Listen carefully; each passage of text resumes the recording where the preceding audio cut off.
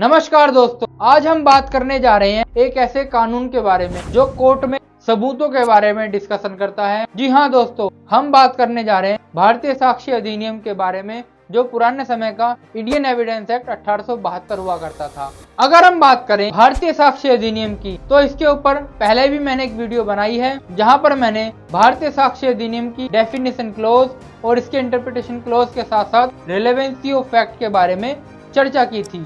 आज का हमारा विषय है भारतीय साक्ष्य अधिनियम के 3 गोल्डन रूल्स को डिटेल में समझना। चलिए वीडियो को बिना किसी देरी के आगे बढ़ाते हैं। अगर आप ऐसी इंफॉर्मेटिव वीडियोस चाहते हैं इमीडिएटली चैनल को सब्सक्राइब और बेल आइकन को प्रेस कर दीजिए ताकि ऐसी इंफॉर्मेटिव वीडियोस आप तक पहुंचती रहें। और समझते हैं कि एक जुडिशियल मजिस्ट्रेट या एक जज किस तरीके से केवल कोर्ट में बैठकर ही इन नियम्स के आधार पर किसी को भी न्याय पहुंचाता है और किस तरीके से हमारा जुडिशियल सिस्टम में ये 3 रूल काम करते हैं। क्या ये उतने इफेक्टिव हैं या नहीं, इसके बारे में आज हम चर्चा करेंगे डिटेल से। अब बात करते हैं भारतीय साक्ष्य अधिनियम में गोल्डन रूल्स के पहले नियम को और जानते हैं क्या कहता है भारतीय साक्ष्य अधिनियम का पहला गोल्डन रूल। दोस्तों, भारतीय साक्ष्य अधिनियम एक ऐसा कानून है जो हमारे देश के अंदर सबूतों को पेश करने के लिए उनकी एडमिसिबिलिटी, उनकी रिलेवेंसी के बारे में डिटेल से चर्चा करता है, उनको डिफाइन करता है कि किस फैक्ट को कोर्ट में प्रूफ करना जरूरी है, किसको नहीं। इन सभी के बारे में भारतीय साक्ष्य अधिनियम अलग अलग टॉपिक वाइज बात करता है। तो नंबर 1 रूल बात करता है कोई भी फैक्ट एंड इशू से संबंधित ही होना चाहिए। पहला गोल्डन रूल बात करता है साक्ष्य को हमेशा विवादक विषयों तक ही सीमित होना चाहिए। अगर हम बात करें फैक्ट एंड इशू या विवादक विषयों के बारे में तो मैंने अपनी पिछली वीडियो में भी इसके बारे में जिक्र किया था।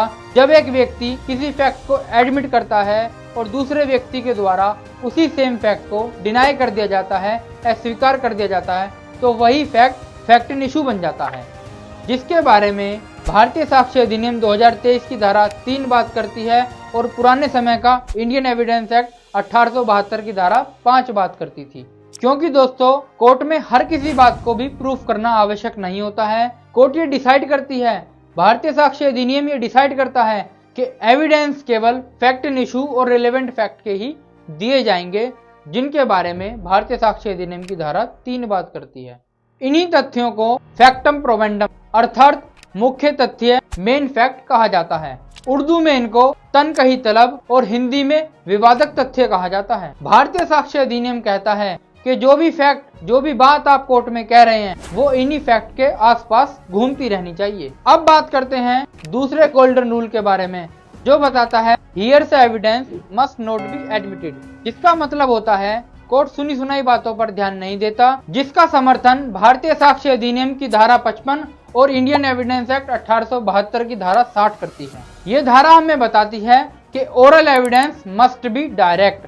जिस व्यक्ति ने तथ्यों को देखा है मौखिक रूप से, वो स्वयं कोर्ट में आके प्रत्यक्ष रूप से बताएं कि उन्होंने क्या मामला देखा है। फॉर द एग्जाम्पल, जो व्यक्ति ये देख रहा है कि उसके सामने मर्डर हुआ है, वही व्यक्ति कोर्ट में आके बताए कि उसने मर्डर होते हुए देखा है। तो दोस्तों, जो व्यक्ति सुन रहा है वो आके बताए कि उसने क्या सुना है, जो व्यक्ति देख रहा है वही व्यक्ति देख के बताए क्या हो रहा है। इन्हीं सभी को रिलेवेंट फैक्ट या फिर ओरल एविडेंस माना जाएगा। दोस्तों, इन सभी के बारे में भारतीय साक्ष्य अधिनियम की धारा नंबर 3 के अंदर डिटेल से चर्चा की गई है। अब हम बात करते हैं भारतीय साक्ष्य अधिनियम 2023 की धारा नंबर 4 के बारे में जो popularly known as a res जेस्टे।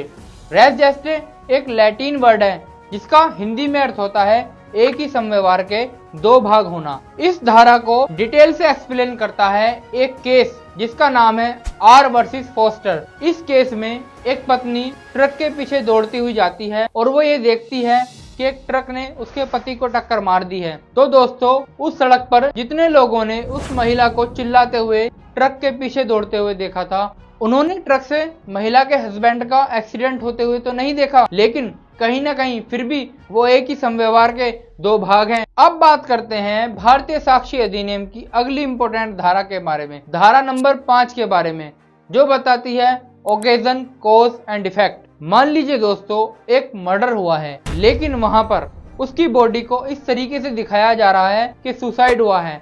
तो दोस्तों, पोस्टमार्टम की रिपोर्ट में उसकी डेथ का कोज, बाद में डेड बॉडी का इफेक्ट रिलेवेंट होंगे।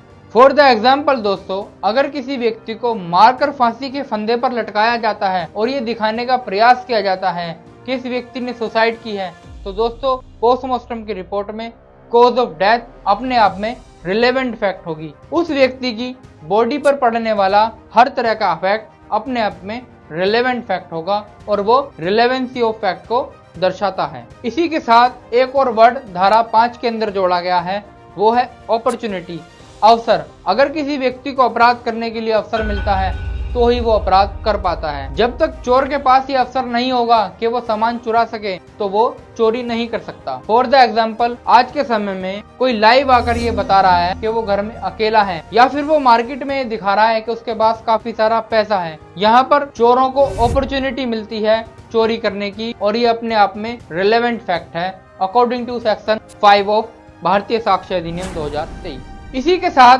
भारतीय साक्ष्य अधिनियम की अगली धारा बात करती है मोटिव, कंडक्ट एंड प्रिपरेशन के बारे में। अगर हम कंडक्ट की बात करें तो चाहे वो पहले का हो चाहे वो बाद का हो, वो रिलेवेंट होगा। इसी के साथ अगर हम प्रिपरेशन पे बात करें तो दोस्तों ऑर्गेनाइज क्राइम और डकैती की प्रिपरेशन अपने आप में ऑफेंस होती है।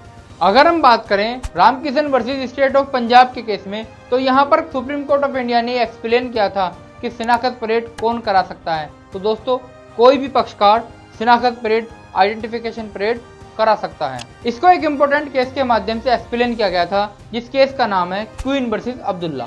अब बात करते हैं भारतीय साक्ष्य अधिनियम की धारा नंबर 8 के बारे में, जिसको प्रिंसिपल ऑफ एजेंसी भी कहा जाता है, जो popularly known as a conspiracy, षड्यंत्र के नाम से भी मार्जिनल इंडेक्स में शामिल है। ये धारा हमें एक्सप्लेन करती है जहां 2 या 2 से अधिक व्यक्ति किसी मुद्दे को लेकर षड्यंत्र कर रहे हैं, कॉन्स्पिरेसी कर रहे हैं, तो उनके द्वारा की सभी बातें रिलेवेंट होंगी। अब बात करते हैं जो आपने हिंदी फिल्मों में देखा होगा कि एक अपराधी जहां पर मौजूद भी नहीं है लेकिन फिर भी उसके द्वारा अपराध किया जाता है। जी हाँ दोस्तों, मैं बात कर रहा हूँ प्ली ऑफ एलिबी के बारे में। इसको भारतीय साक्ष्य अधिनियम की धारा नंबर 9 के बारे में डिफाइन किया गया है। इसके ऊपर मैं डिटेल से एक वीडियो लेकर आऊंगा।